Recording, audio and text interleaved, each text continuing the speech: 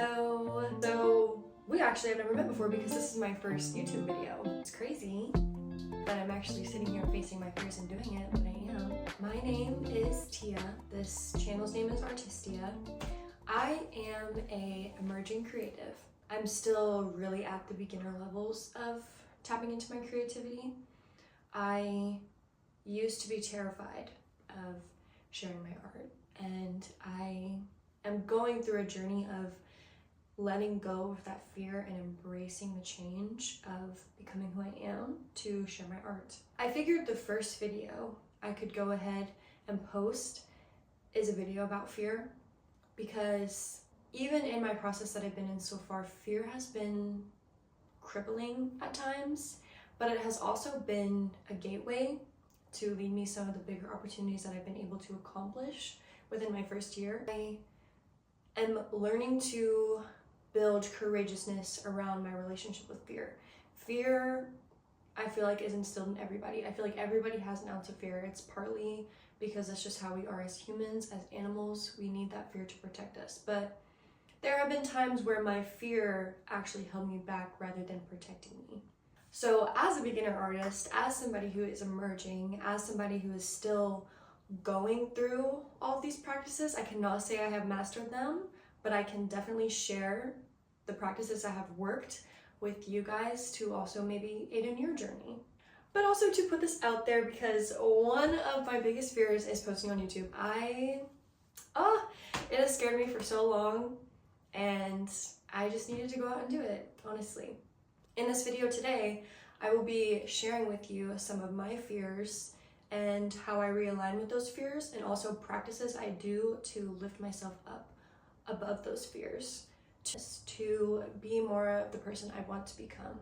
So yeah, I hope you stick along. We're in for a ride. Let's get into it. So prior to my journey of becoming an artist, I used to never show anybody my art. I never talked about it. I never claimed to be an artist. I would never post a sketch. I was just too afraid of what people would think. But then as I started to let go of that fear of caring what people thought, I started to grow. I started to glow. I literally started to spread my own wings, and that led me to 4 art shows this year. And I had 2 art craft fairs that I went to, which was so life-changing because I had never done anything like that before, and it really opened my eyes and started leading me in the direction that I knew I wanted to go. And like, when I was there, I was like, okay, yeah, this is meant for me. Like, oh, I'm in the right spot right now. I had to get over a lot of fears to get to that point, and not even get over. I just had to have more courage. I had to have more courage in myself and my worthiness and my knowledge to even move forward. Into this, I really want to talk about some of my biggest fears and identify them. That's also really what helped me grow, is identifying my fears and figuring out how I could change them. One of my biggest fears is the fear of judgment. Now, I know it sounds silly. It does sound silly a little bit even for me to say now, because I'm growing out of this fear, but I used to care so much who was gonna judge me. I used to care so much about what other people thought. And that's so human. That is so human, because we look for validation in other people, and that's so human. The validation I went out and sought was never the right validation that I needed, and that made me beat myself down and be like, okay, well, maybe I'm not a good artist. Maybe this isn't meant for me. Maybe I should just do a corporate job. You know what I mean? Like, that's some of the experiences that I had. What I had to do to build off of that fear of judgment and to be more courageous is I had to realign who I would let judge me, right? Like, I'm not gonna let some random person who doesn't know me, doesn't know my story, doesn't know my intentions, doesn't know my background, doesn't know my potential that I hold, judge me. If that person does not inspire me, if that person does not show good reflections of themselves, the judgment that they give to me is a reflection of themselves. I really had to rewire this in my brain, because I used to think I was being judged by everybody. I stopped looking for the judgment of bad people and just started caring about my judgment. How did I feel about myself? How did I feel about the art I was creating? What did I want to put out in this world? There was one video of something that I saw a girl explain, and that's when it kind of hit me. I was like, oh wait. It was like, every time you go to post something and you think about a person and you're like, oh, probably shouldn't post that. That person rules over your life. And when she said that, I was like, oh, hell no. Oh no, let me go post that video. I was like, no way am I letting that person rule over my life. Like, no way was I gonna let that person decide and choose how my life was gonna go. I wasn't gonna let them judge me. I had to let that go. And I do that by simply changing who I'm judged by. Like, I know myself. I know my intentions. I know my worth. So if somebody comes along and they're just like, no, that's not that good. Well, I know myself. It doesn't have to be that good to you. I know myself. I know why I made it. I know why I put it out there. I know its story, and I know that I created it. So why are you judging? Haters are ugly, and judgers are ugly. Like, why are you bringing all this negative energy into this space? Like, please. I focus on who I am and the things that I want to achieve, and that completely takes my vision off of the judgment of others. I don't care what you think. I'm on my own path. I don't care what opinions you have, especially the negative opinions. I'm on my own path. Now, if you inspire me, if I am touched by your story, you have inspiring words to share, and you give me a slice of advice, oh, I might take that. Oh, I might take that. But if you're not, I already know what I'm doing, so yeah. The process of knowing who I am also kind of shapeshifts into another fear that I had, which is fear of being seen. Kind of going back into the posting, the fear of being seen just made me nervous because there were times where I felt like I wasn't good enough. You know, I'm not this person, I'm not that person, I can't do that. I like to call old beliefs founding father beliefs. And this is not even like, that's an old belief. Like, times have changed now. Like, come on, we're in 2025. So I have a lot of old founding father beliefs jammed into my head that I literally had to jam out of there. It wasn't easy to be afraid to be seen, especially in a time like today where if you're not being seen, if you're not on social media, if you don't have a social media presence, if you're not hanging out with a bunch of friends, you feel lonely. So like, I feel like the fear of being seen also tied in with my loneliness. And the only cure to that, I swear the only cure to that is to be seen. Because when I told myself, okay, I'm afraid of being seen, but I can know myself enough to know who I am and not be affected by the judgment of others. I had to do all that work, and then I had to go out and actually be seen. And from that came beauty, truly just beauty. Beauty, connections, people. Like, there are people out there who truly connected with my art in ways that I never would have thought, in ways that I never would have even imagined.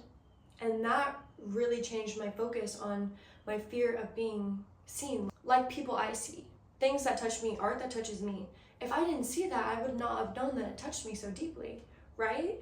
And it's same with my art. Like, I have something to share. I need it to be seen so people can feel for it. People can express their emotions through it. People can hold on to it. That's what that is being seen for. I do that with other people. Why would other people not do that with me? And then putting myself out there, other people did that with me. Other people cherished my paintings. Other people bought my stuff. Other people were interested in my process. Other people were curious and captivated. And it was refreshing because, again, my founding father beliefs were just beating me down, and I just had to tell myself, no, I'm worthy. I know I can do this. And these people see me. These are the people who are important, the people who see me, the people who know what I want to be, the people who support me. I wouldn't have found that support if I didn't put myself out there. You never know who's watching, and you never know what they're looking for. I have so much to offer for so many people and for myself. And I can't do that without not being seen, you know? Like, I am meant to be seen, and I fully believe that. I really do. I need to share my love and my art, especially in a time like now, especially when there's so much hate in the world, so much division. I know that I have a beauty that can bring people together, bring opposites together, bring cultures together, bring differences together. I just do. And I've seen it. I've first-handedly seen it. Now, this is still a practice, and truly what I mean by a practice is I do this daily. I really put in the work in my mind to let this flow out. Another fear I want to talk about is the fear of failure. The fear of failure. It sucks, it really does. It's just like an impending doom feel of just, I don't even know if I can do this, I'm afraid to fail. My fears with failure lead me into feeling so crippled I don't even do it. Like YouTube, like I've probably recorded 3 videos that I would love to post on this channel, but I just was so afraid to fail that I didn't even do it. Failure for me can look like having an idea, putting in so much effort to execute that idea, and then as soon as you go to execute it, you're just like, wait, I'm not prepared enough. I don't know if I'm ready to do all this. I don't know if I can keep going. I'll just wait a minute. I'll wait until I feel good, whatever.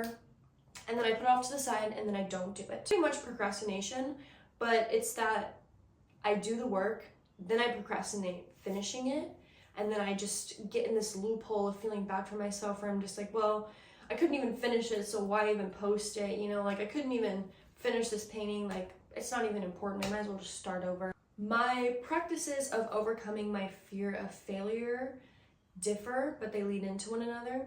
In those moments where I'm just like, well, dang, you failed, you didn't do very well. Well, look at that, you know, this kind of sucks. I need to take a second and give myself more grace because I am only a beginner. I am not a professional at everything yet. I am still learning. This is my first YouTube video. I'm learning so much. Like, I'm on a process, and that process will take growth and time. So I need to have grace for myself. I need to have extreme grace.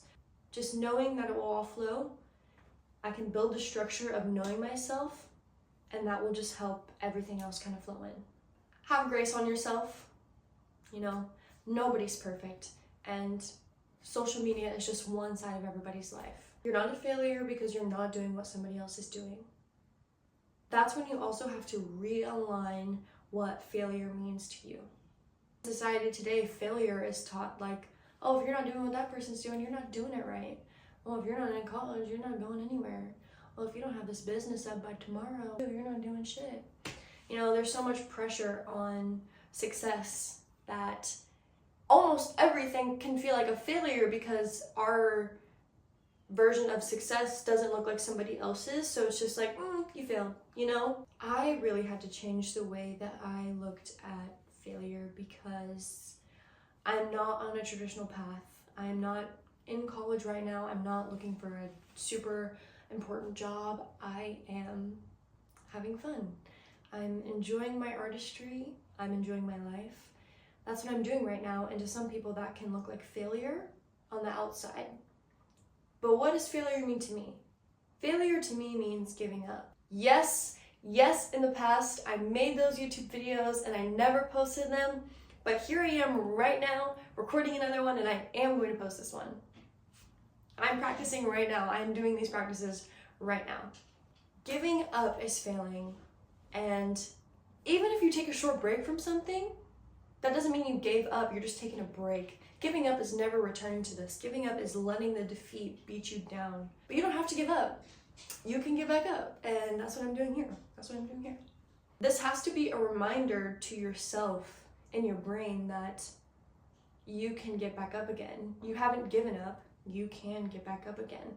Another way I like to battle fear of failure is, it's a surprisingly interesting way, and I didn't intentionally add this into my life for it to help me in this way, but it did, and that's roller skating. I know, isn't that interesting? I used to roller skate a lot when I was younger. I was okay. I wasn't bad. Time went on and I didn't roller skate as much, but I wanted to pick it back up again. And I picked it back up again, I was on my feet, and I would fall. I'd get up again, and I would fall. I'd get up and I'd fall. I'd get up and I'd fall. It was back to back to back to back to back. You know, I'd either be standing or I'd be on the ground. I was just so determined because I wanted to feel like I was flying, you know, like, and that's what roller skating gives me now, is that feeling of just flying. I kept trying, I kept getting back up, I kept falling, I kept getting back up.